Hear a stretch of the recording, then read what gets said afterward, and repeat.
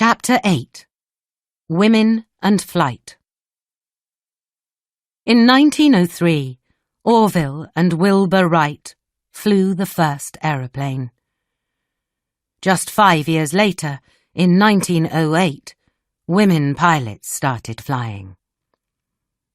One of the first women to fly was a young woman called Amelia Earhart. She flew aeroplanes, and she was a writer. Earhart was the first woman to fly alone across the Atlantic Ocean. Amelia Earhart was born in Kansas, USA. She saw her first aeroplane at the age of 10. She did not like it. "It looked not at all interesting," she said. 10 years later, she went with a friend to watch some pilots flying aeroplanes.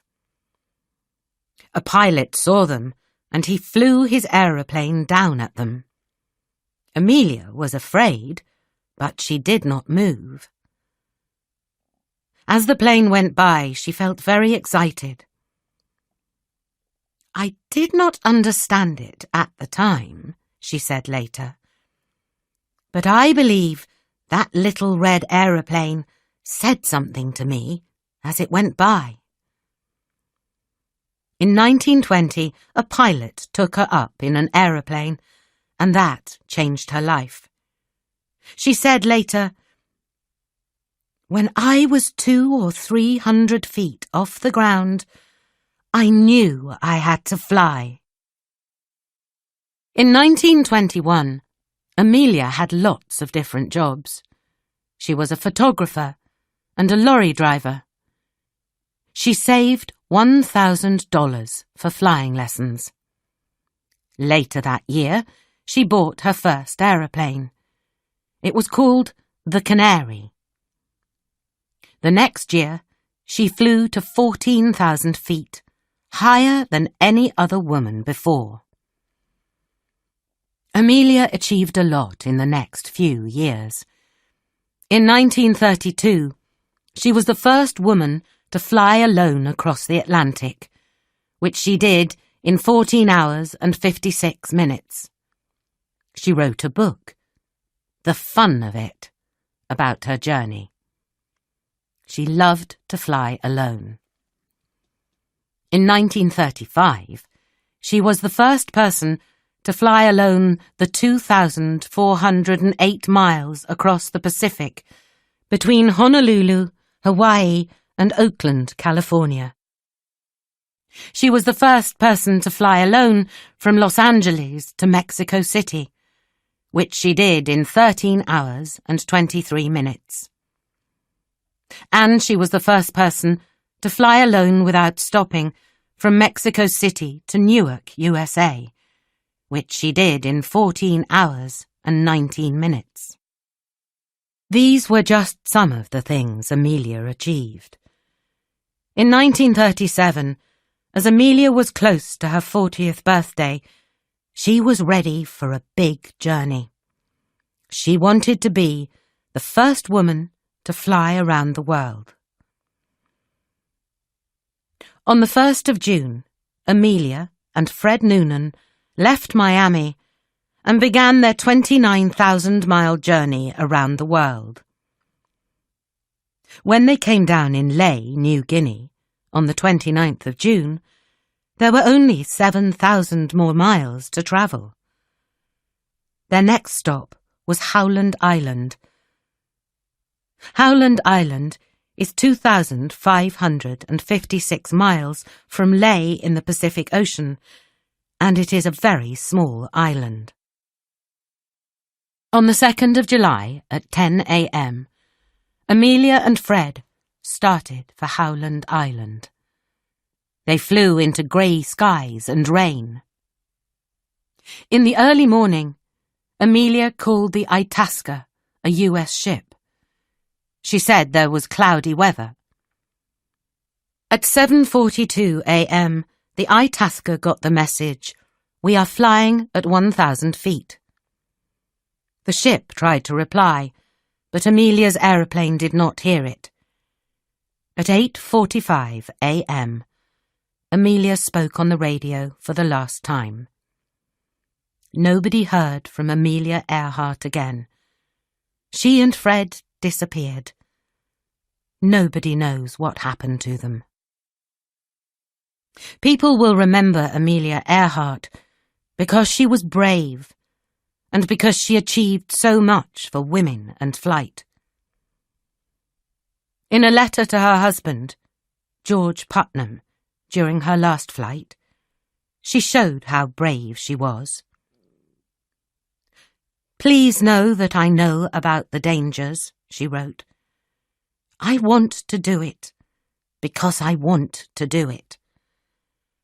Women must try to do things as men have tried."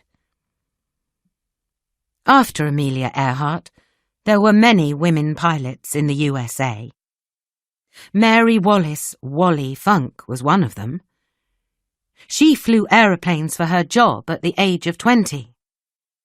But in 1960, a space program was started by an American man called William Randolph Lovelace, who worked at NASA.